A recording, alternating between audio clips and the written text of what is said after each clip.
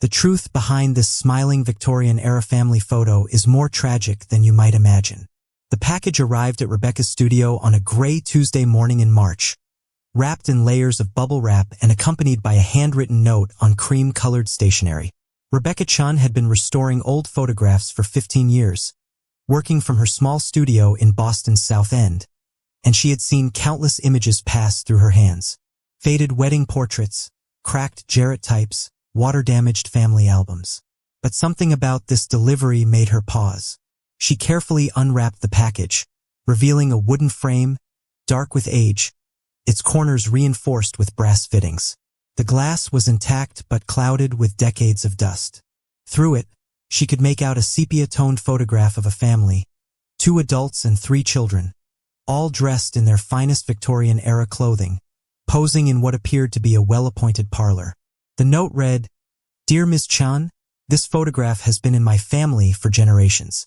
It was found in my late grandmother's attic in Salem. She passed at 94 and left behind many items, but this one feels special. The family is smiling, which was rare for photographs of that era. I would love to have it restored and enlarged so I can display it properly. Please take good care of it. Jennifer Morrison." Rebecca set the note aside and examined the frame more closely. She turned it over carefully, looking for any identifying marks or dates. On the back, burned into the wood with what appeared to be a heated tool, were the words, "Thompson Family, Boston, Massachusetts, May 15, 1889. She carried the frame to her workstation, a large desk equipped with high-powered lamps, magnifying equipment, and her computer set up for digital restoration. Carefully, she removed the back of the frame, revealing the original photograph mounted on thick cardboard. The image was remarkably well preserved, protected by the glass and frame for over 130 years. Rebecca placed the photograph on her scanner, adjusting the settings for optimal capture of the sepia tones and delicate details. As the scanning light passed slowly over the image, she studied the family on her monitor. The father sat in an ornate chair, his posture stiff and formal, wearing a dark 3-piece suit with a high collar. The mother stood beside him, her hand resting on his shoulder, dressed in an elaborate gown with intricate lace work and a high neckline. 3 children were positioned in front of their parents. 2 girls in matching white dresses with ribbons in their hair and a young boy in a sailor suit. What struck Rebecca immediately was their expressions. They were all smiling, bright, genuine smiles that seemed almost out of place in a Victorian photograph. Rebecca began the restoration process by opening the scanned image in her professional editing software. She zoomed in to 400%, examining every detail of the photograph with the precision that had made her one of Boston's most sought-after restoration specialists. The image quality was exceptional for 1889. The photographer had clearly been skilled, capturing remarkable clarity and depth. She started with the standard restoration work, removing dust spots, repairing small tears at the edges, adjusting the contrast to bring out faded details. But as she worked on the children's faces, magnifying each one to clean up minor imperfections, something began to trouble her. There was a peculiar quality to their expressions. The smiles were there, yes, but something about the eyes seemed off. They appeared flat, lifeless in a way that went beyond the limitations of old photographic technology. Rebecca leaned back in her chair, rubbing her eyes. She had been working for 3 hours straight, and fatigue could play tricks on perception, but the feeling persisted. She zoomed in on the youngest child, a girl who appeared to be about 4 years old. The smile was painted across her face, but her eyes had an unseeing quality that made Rebecca's skin prickle. She moved to the background of the photograph, examining the parlor setting. The room was furnished with typical Victorian elegance, heavy curtains framing a window, a side table with a lace doily, a bookshelf filled with leather-bound volumes, and there, partially visible on a small table in the corner, was a newspaper. Rebecca's pulse quickened. Newspapers in old photographs could be invaluable for dating and context. She zoomed in as far as the image quality would allow, trying to make out the text.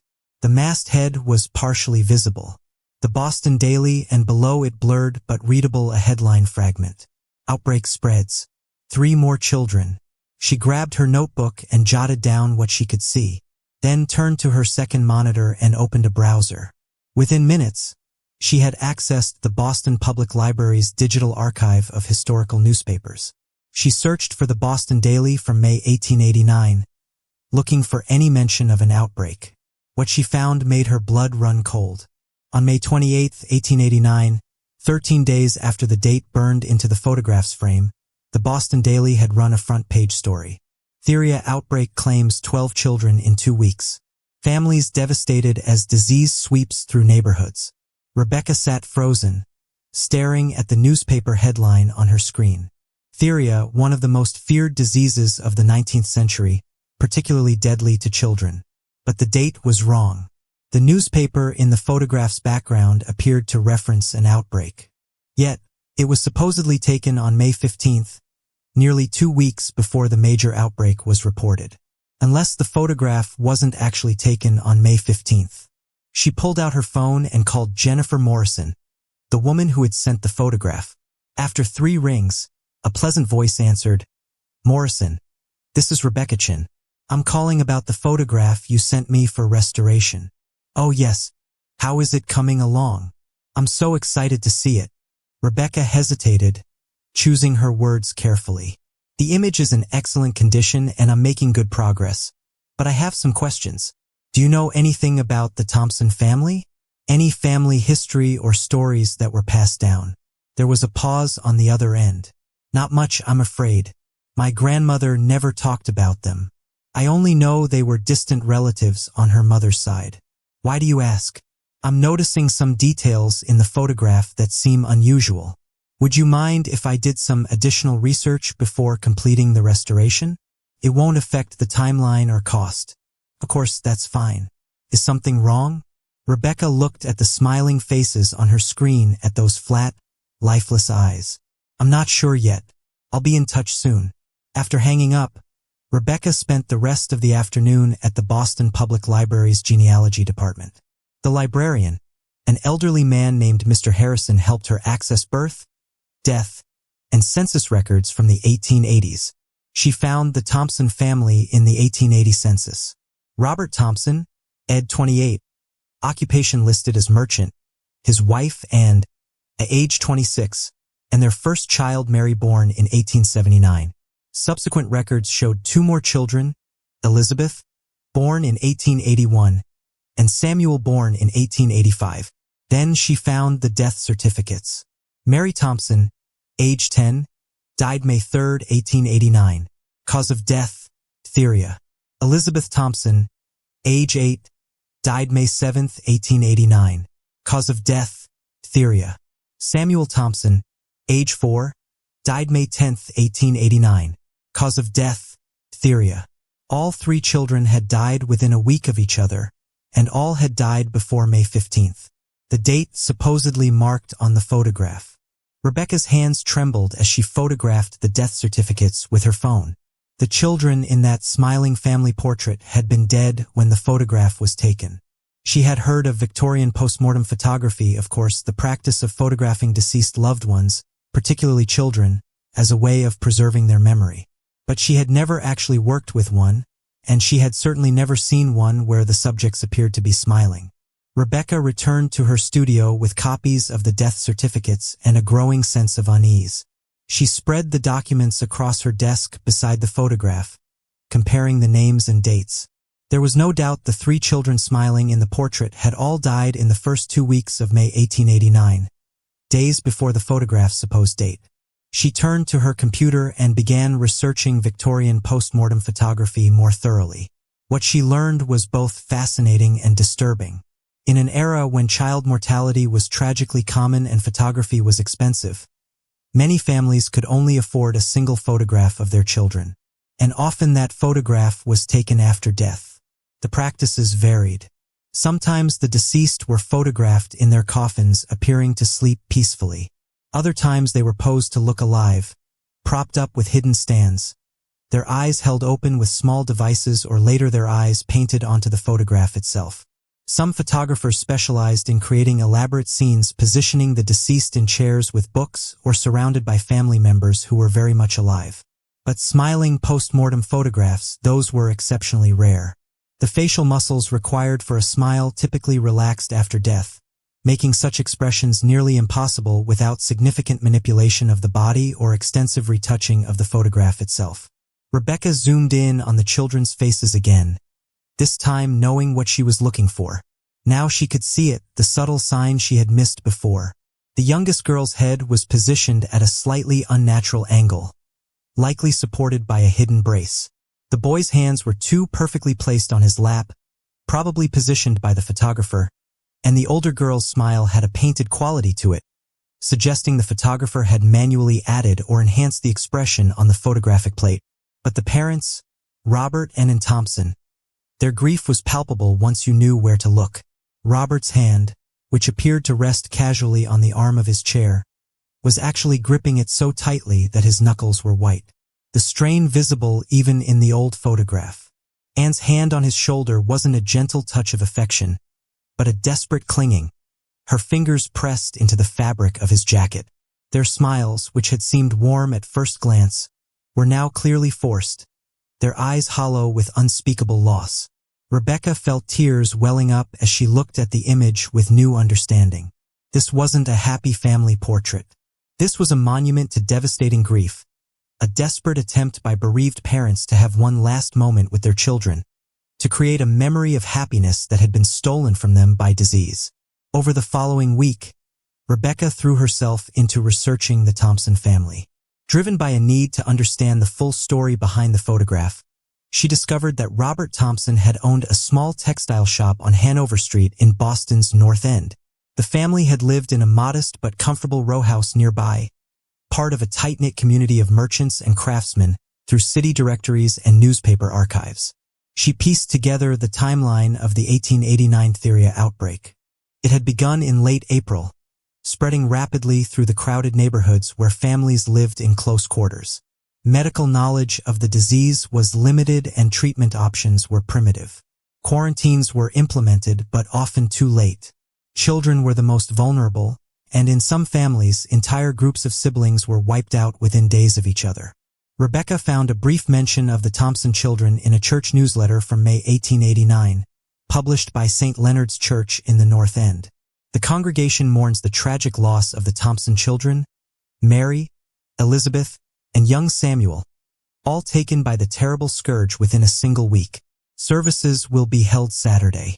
The family requests privacy in their grief. But what Rebecca couldn't find was any mention of the photograph itself, or why the parents had chosen to commission such an unusual post-mortem portrait. That answer came from an unexpected source. While researching Victorian funeral customs at the Massachusetts Historical Society, Rebecca met Dr. Patricia Whitmore, a historian specializing in 19th-century mourning practices.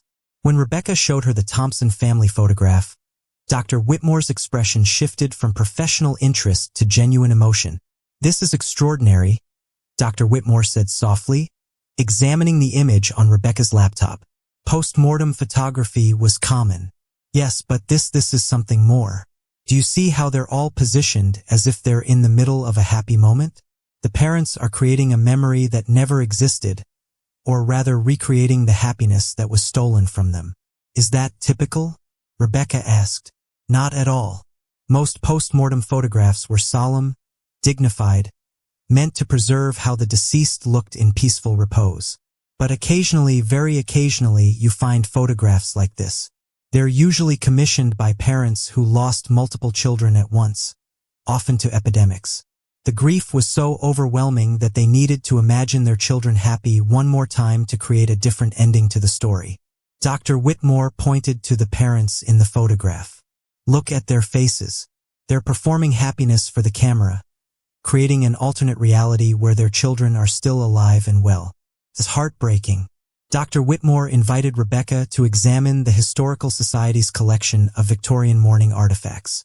In a climate-controlled storage room, they pulled out boxes containing hair jewelry woven from deceased loved ones' locks, mourning cards distributed at funerals, and albums filled with post-mortem photographs. Victorian society had elaborate rituals around death and mourning, Dr. Whitmore explained, carefully handling a delicate hair brooch. "Especially for children, The mortality rate was so high that most families expected to lose at least one child. But that didn't make it any easier. If anything, the frequency of childhood death made these rituals more important. They were ways to process unbearable grief. She pulled out a leather-bound album filled with photographs. These are from my personal research collection. I've been studying post-mortem photography for 20 years. She turned the pages slowly, showing Rebecca image after image of Victorian families with their deceased children. Some were somber, showing babies in white gowns lying in small coffins. Others showed older children posed as if sleeping in chairs or held in their mother's arms. But this, Dr. Whitmore said, returning to Rebecca's photograph on the laptop screen. This is different. The photographer who created this was highly skilled. Look at the lighting, the composition, the way the children's bodies are supported so naturally that you can't see the mechanisms and the retouching painting those smiles onto their faces. That would have required incredible precision and artistry. Rebecca zoomed in on the photographer's mark she had noticed earlier in the bottom corner of the image.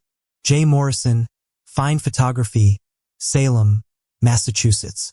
Morrison, Dr. Whitmore said thoughtfully. I know that name. Jonathan Morrison was one of the most respected photographers in the Boston area during the 1880s and 90s. He was known for his technical skill, but also for his compassion. Several newspaper accounts mentioned how gently he worked with grieving families. Rebecca felt a sudden connection click in her mind. Morrison.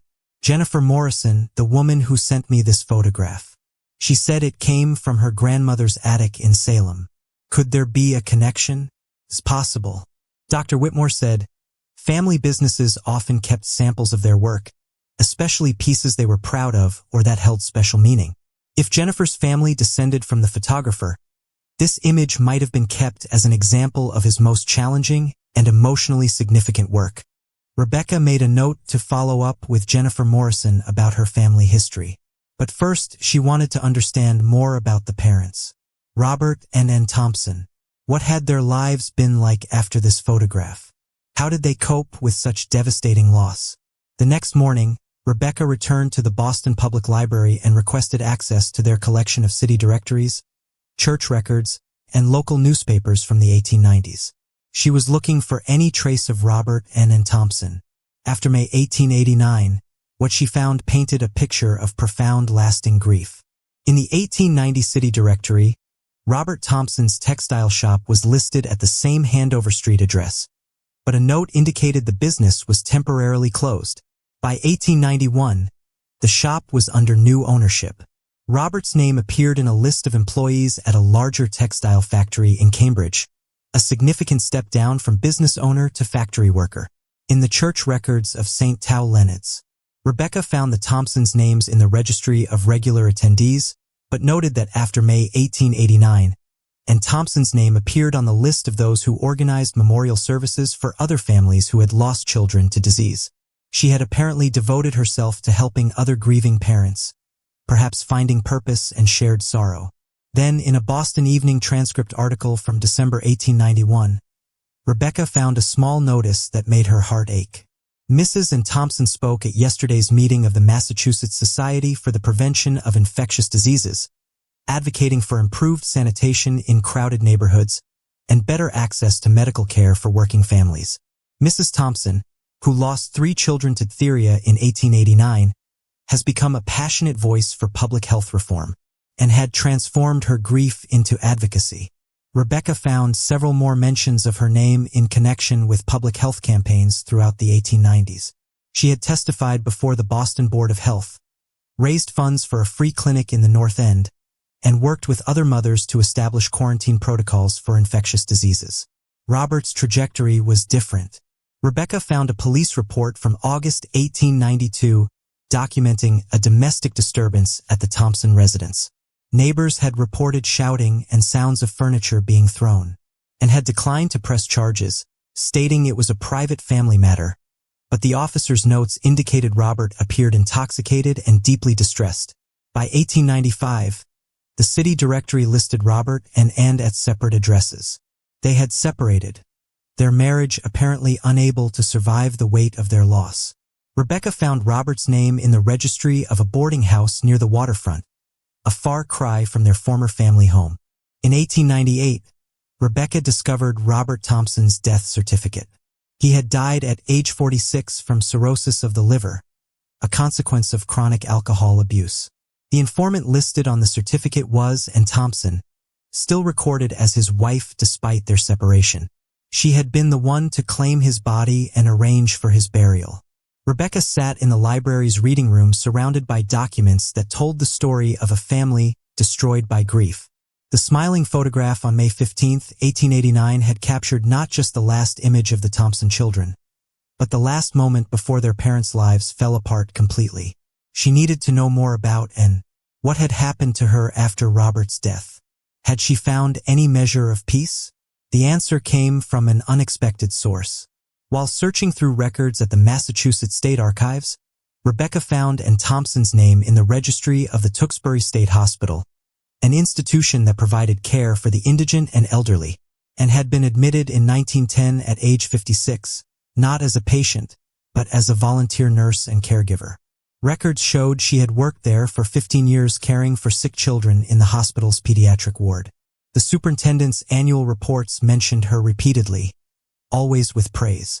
Mrs. Thompson shows exceptional dedication to the young patients, particularly those suffering from infectious diseases. Her gentle manner and tireless advocacy for their comfort have made her invaluable to our staff.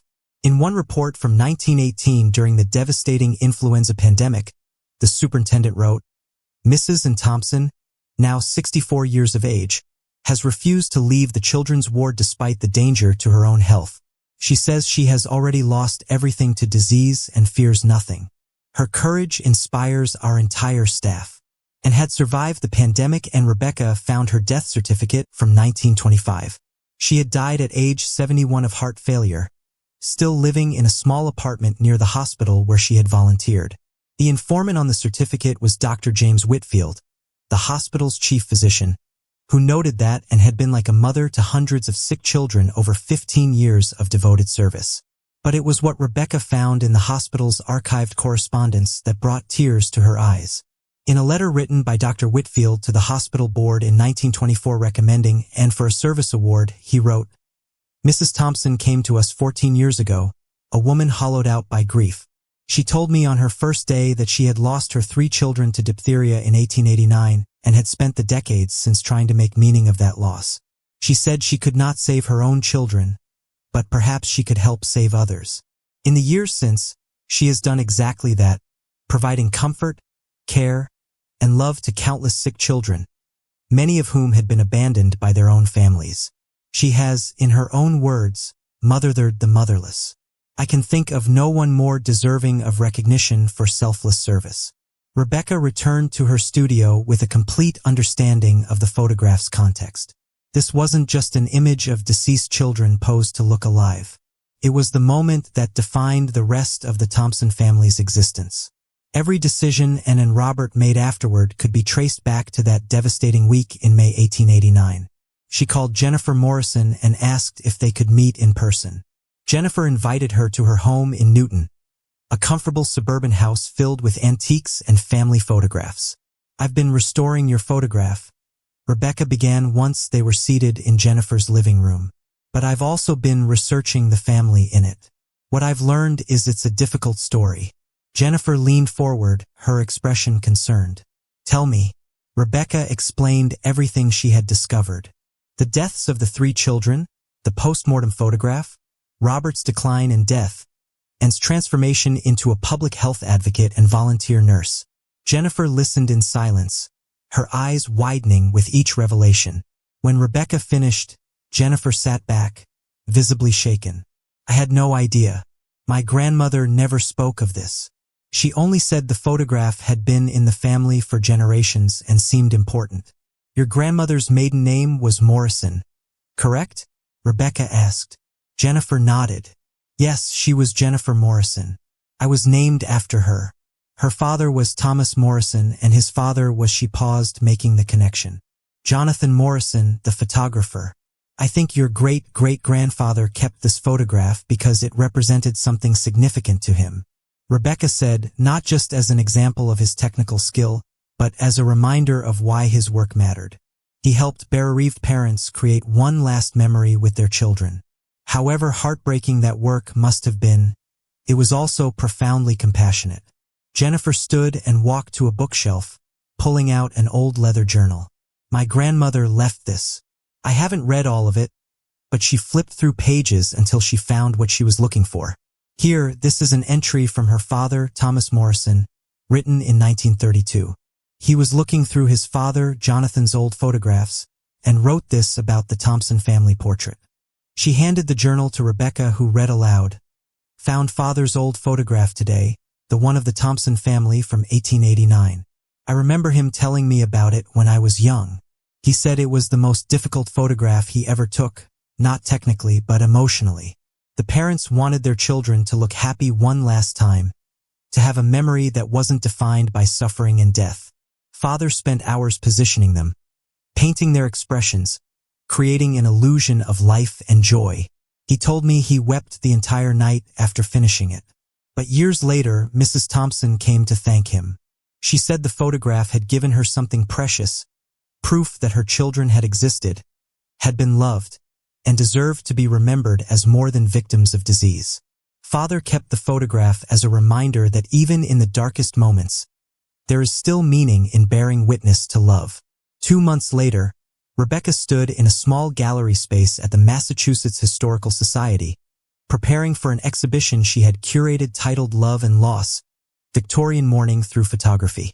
The Thompson family portrait was the centerpiece displayed alongside the documents, letters, and research that told their complete story.